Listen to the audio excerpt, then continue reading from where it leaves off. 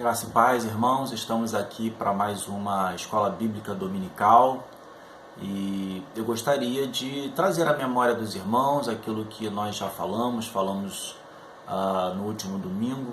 Abra sua Bíblia no livro de Atos dos Apóstolos, no capítulo 8, nós vamos trazer à memória algumas coisas que já dissemos, apenas para que a gente possa entrar no texto de estudo dessa semana. Então, Atos dos Apóstolos, capítulo 8, lá no versículo 1, diz assim: Naquela ocasião desencadeou-se grande perseguição contra a igreja em Jerusalém. Todos, exceto os apóstolos, foram dispersos pelas regiões de Judéia e de Samaria.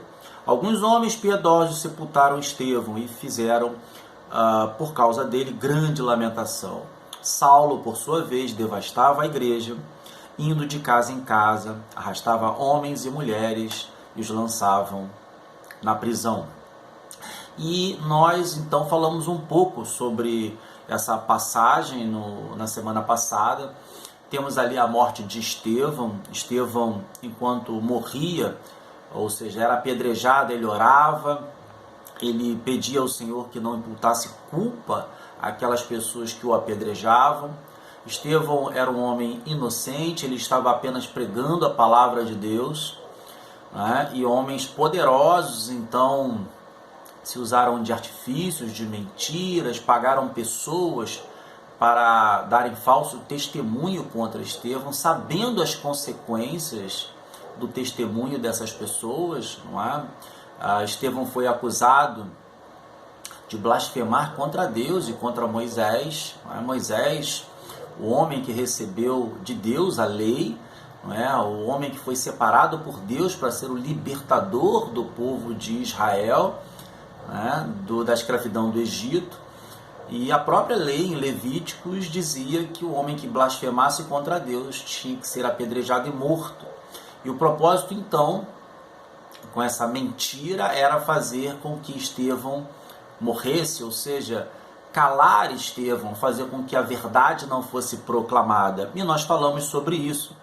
Estevão, então, nos seus momentos finais ali, ele ora, ele testemunha, dizendo que Jesus está ao lado de Deus Pai, ele vê isso, mas mesmo assim as pessoas endurecem seu coração e continuam a apedrejá-lo e o matam.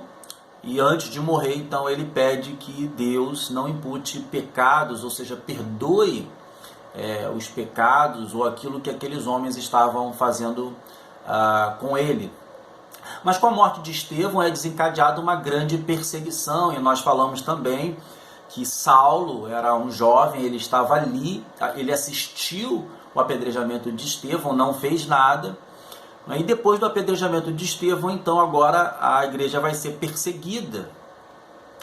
E com essa perseguição, então os apóstolos eles ficam em Jerusalém, eles não saem de Jerusalém, mas aqueles que não são apóstolos são dispersos, não é? E nós vemos aqui então agora a figura de Filipe, né? Aparece Filipe.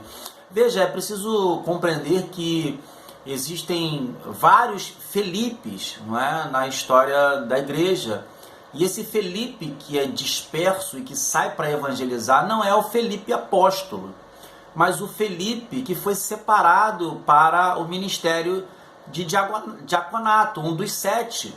Ou seja, esse diácono, ele também é um evangelista e ele vai sair evangelizando. E ele, então, ele vai ser levado para a região de Samaria. Ou seja, Samaria que tinha um povo bastante interessante, um povo misturado, um povo judeu que havia se misturado com outros povos. E por isso eles eram odiados pelos judeus que nunca se misturaram com outros povos. Samaria era um local onde os judeus, judeus tradicionais, os judeus de Jerusalém, eles nem sequer passavam por Samaria, eles não queriam nada com Samaria, né, em função dessa mistura, dessa miscigenação, vamos dizer assim. Amados, e é interessante porque Felipe ele vai realmente na direção de Samaria. E ele começa a pregar em Samaria. E agora sim a gente vai entrar no estudo de hoje. capítulo 8, versículo 4 do livro de Atos dos Apóstolos.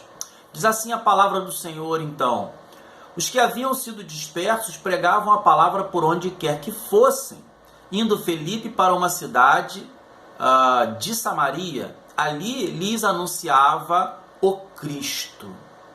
É engraçado porque Felipe ele vai para Samaria e chega lá e ele começa a pregar a respeito das boas novas do Evangelho, e as pessoas começam a crer e começam a se converter.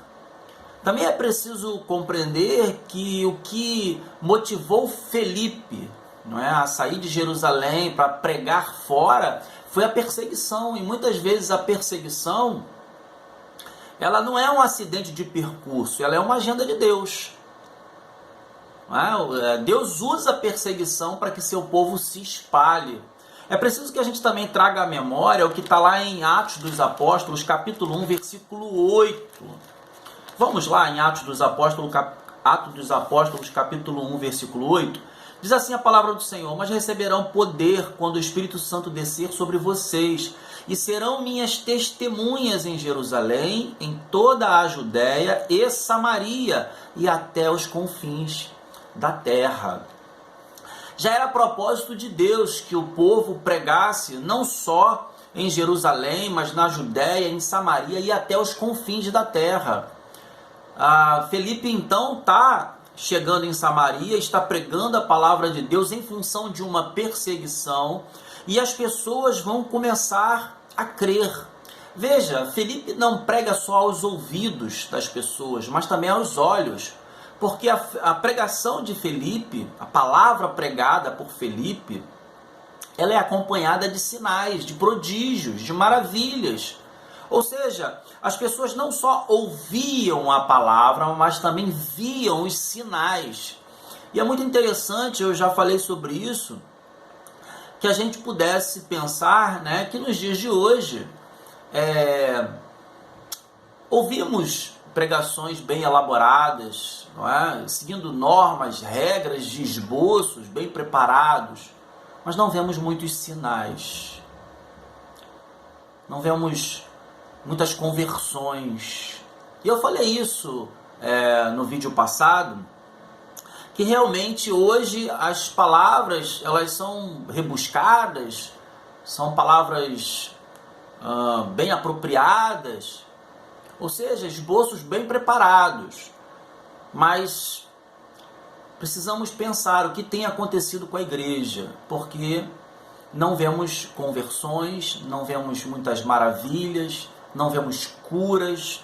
Vamos ver aqui que Felipe, os sinais milagrosos que Felipe realizava, né, trazia unânime atenção ao que ele dizia, ou seja, os sinais e os prodígios são uma porta aberta para a pregação da palavra. Faz com que as pessoas se juntem, faz com que as pessoas se aglomerem num determinado lugar para ouvir a palavra.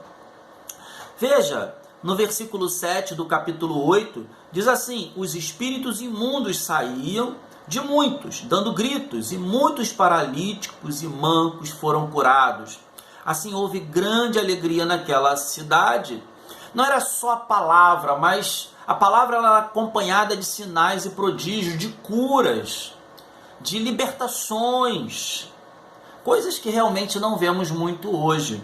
Mas, amados, veja, o versículo 9 diz assim: um homem chamado Simão vinha praticando feitiçaria durante algum tempo naquela cidade, impressionando todo o povo de Samaria. A gente precisa entender que esse homem, ele praticava o que era mal naquela cidade.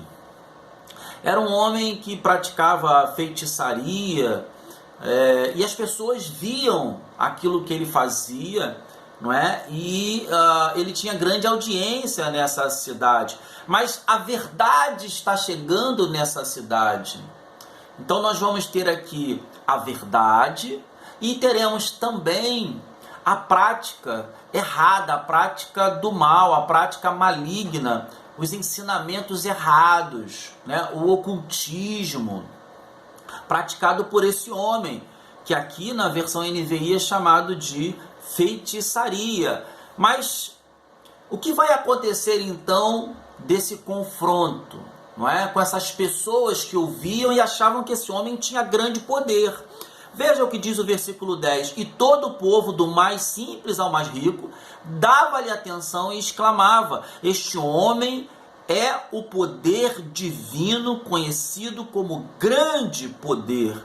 Ou seja, esse homem se dava muita importância, o que ele praticava chamava muita atenção, as pessoas criam que esse poder dele era um poder divino, isso trazia grande popularidade a Simão. Mas Felipe está chegando nessa cidade pregando o evangelho da verdade. Veja, versículo 11. E eles o seguiam por onde, ou melhor, eles o seguiam, pois ele o havia iludido com sua mágica durante muito tempo.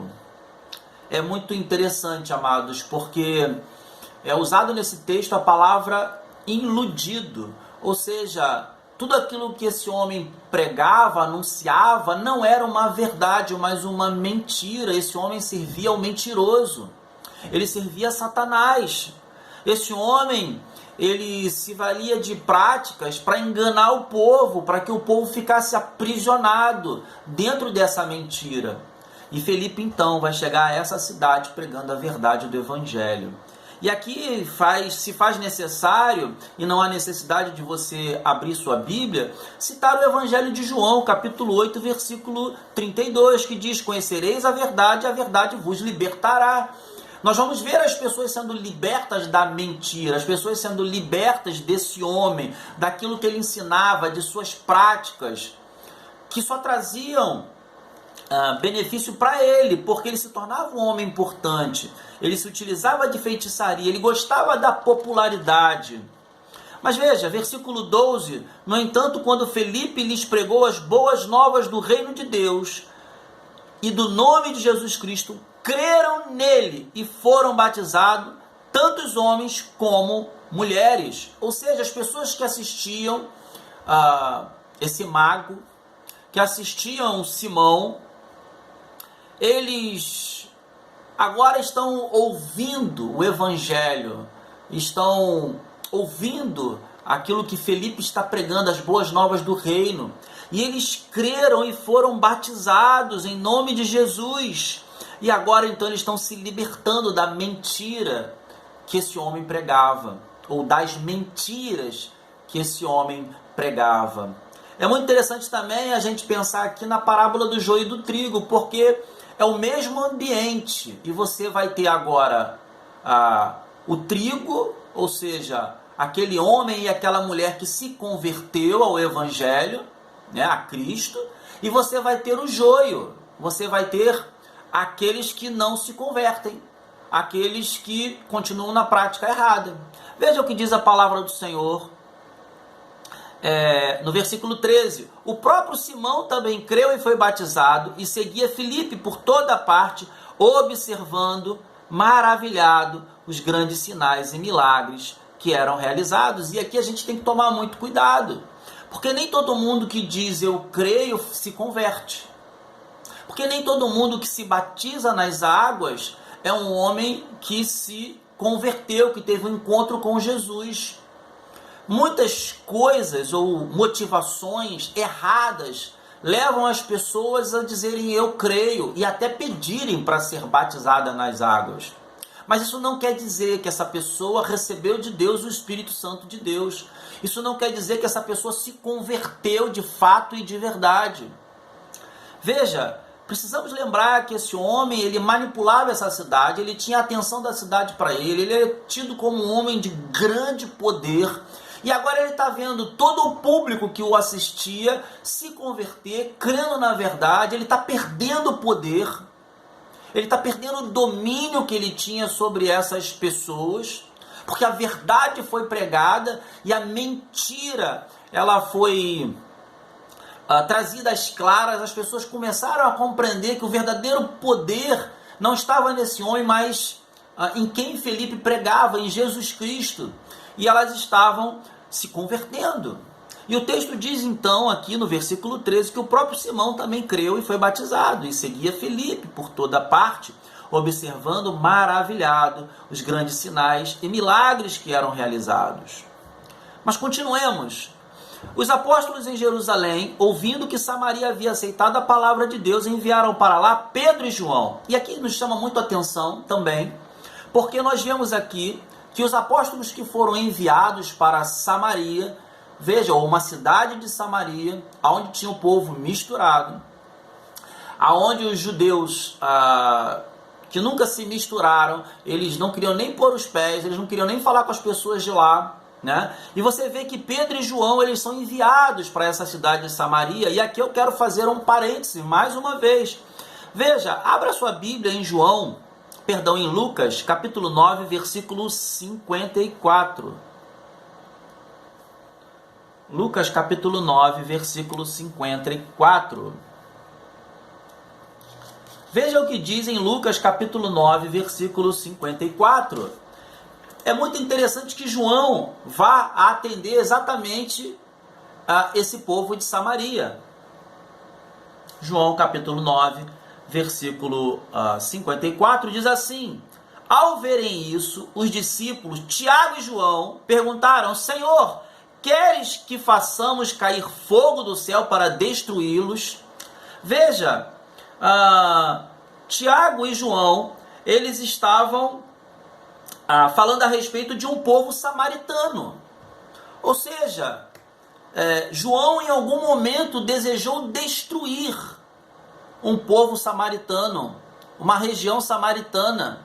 Mas agora o mesmo João é enviado para ver aquilo que o próprio Senhor, através de Felipe, estava fazendo em Samaria. E mais do que isso, para impor as mãos sobre a vida daqueles que se converteram, para que eles fossem salvos, ou seja, recebessem o Espírito Santo de Deus.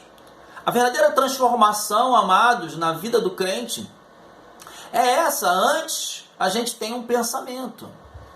E a gente vai sendo transformado pelo Senhor na nossa caminhada. João, ele mostra essa transformação. Veja, versículo 15. Estes, ao chegarem, oraram para que eles recebessem o Espírito Santo, pois o Espírito ainda não havia descido sobre nenhum deles. Tinham apenas sido batizados em nome do Senhor Jesus. Precisamos tomar cuidado, porque o texto muitas vezes dá o entendimento de que uma pessoa pode crer em Jesus Cristo, confessar Jesus Cristo como Senhor e Salvador, né? E somente depois, e muito depois, receber o Espírito Santo. Precisamos entender que tudo isso que aconteceu neste livro, no livro de Atos dos Apóstolos, tinha um propósito. Não quer dizer que a pessoa crendo pode receber o Espírito Santo muito depois. A verdade, veja o que está na carta aos Efésios. Abra sua Bíblia na carta aos Efésios.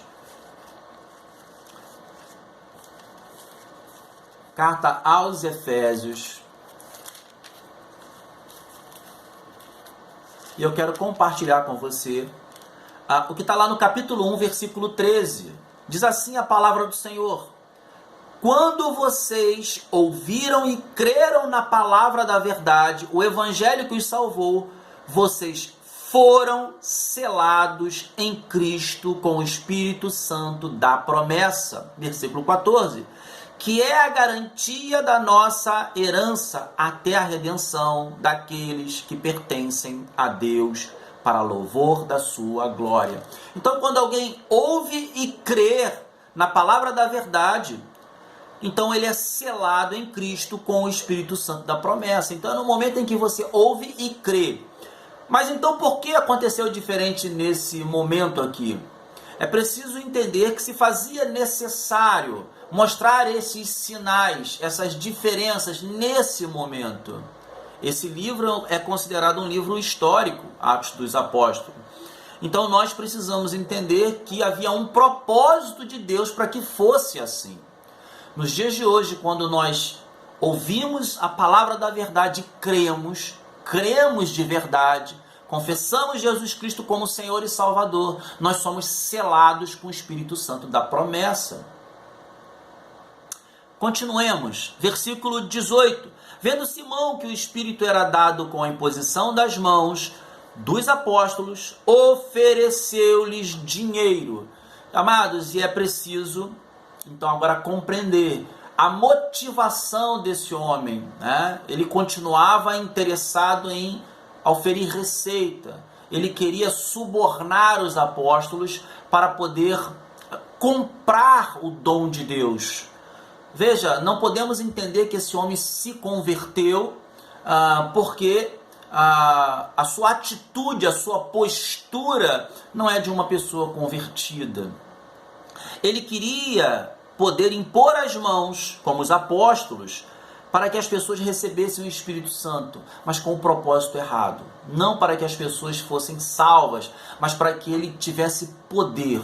Ele queria poder. Então, nós vamos ver aqui algumas características desse homem, e nessas características ficam claras que esse homem ele não se converteu de fato e de verdade. O que ele queria, na verdade, era ter poder, continuar dominando aquele lugar com seus ensinamentos errados. E nós vamos ver a resposta de Pedro para ele. E disse, veja, ele ainda continua falando, e disse, dei-me também este poder para que a pessoa sobre quem eu puser as mãos receba o Espírito Santo. Mas Pedro respondeu, pereça com você o seu dinheiro. Você pensa que pode comprar o dom de Deus com dinheiro? Você não tem parte nem direito algum neste ministério, porque o seu coração não é reto diante de Deus. O coração dele era um coração mau, um coração ruim, um coração voltado para o que é mal, para o que é ruim. Esse homem ele não estava interessado em estender as mãos para que as pessoas fossem salvas, mas ele queria poder para continuar controlando, dominando, atraindo os olhares para si, se beneficiando. Amados, e eu volto a dizer, nós não podemos deixar de falar a respeito da parábola do joio e do trigo, porque nós temos no mesmo ambiente, não é? Pessoas que se dizem convertidas, mas a sua vida pregressa, a sua vida, o seu testemunho de vida não mostra essa conversão. E nós temos pessoas que, ouvindo a palavra da verdade e crendo, receberam o Espírito Santo de Deus e tiveram suas vidas transformadas. Aqui podemos dizer que Satanás ele continua tentando fazer a igreja deixar de avançar. Continua tentando fazer com que os homens e mulheres não proclamem o evangelho da verdade, porque onde a verdade chega, a mentira, ela é desmascarada. O ocultismo, aquilo que não provém de Deus, é desmascarado. Precisamos lembrar que no início esse homem dominava essa região e dominava pregando coisas que não são coisas vindas de Deus, são coisas que vêm diretamente de Satanás, né? Pregando feitiçaria, coisas ruins. E o povo achava que ele tinha grande poder, um poder divino, e fazia com que as pessoas se aglomerassem ao redor dele. Mas uma vez que o evangelho chegou neste lugar, uma vez que a palavra de Deus chegou nesse lugar, as pessoas foram verdadeiramente libertas, porque conheceram a verdade, porque a mentira foi confrontada com a verdade, e homens e mulheres se converteram.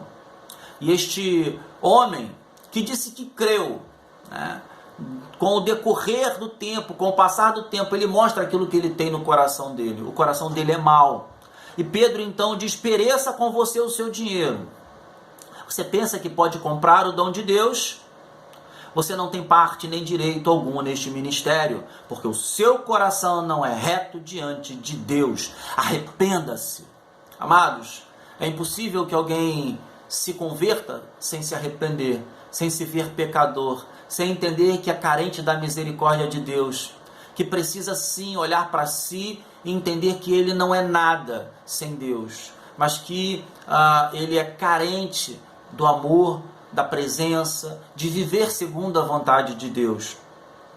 Pedro diz a ele no versículo 22, arrependa-se dessa maldade e ore ao Senhor. Talvez ele lhe perdoe tal pensamento do seu coração, pois vejo que você está cheio de amargura e preso pelo pecado. Ou seja, ele ainda não havia sido liberto do pecado. Sabemos nós que uma vez que cremos em Cristo Jesus, os nossos pecados são perdoados, porque Cristo morreu por nós na cruz, derramou seu sangue precioso, e nós somos lavados e remidos no sangue do Cordeiro Santo de Deus. E assim alcançamos o perdão dos nossos pecados através de Jesus Cristo. Esse homem ainda estava preso pelo pecado.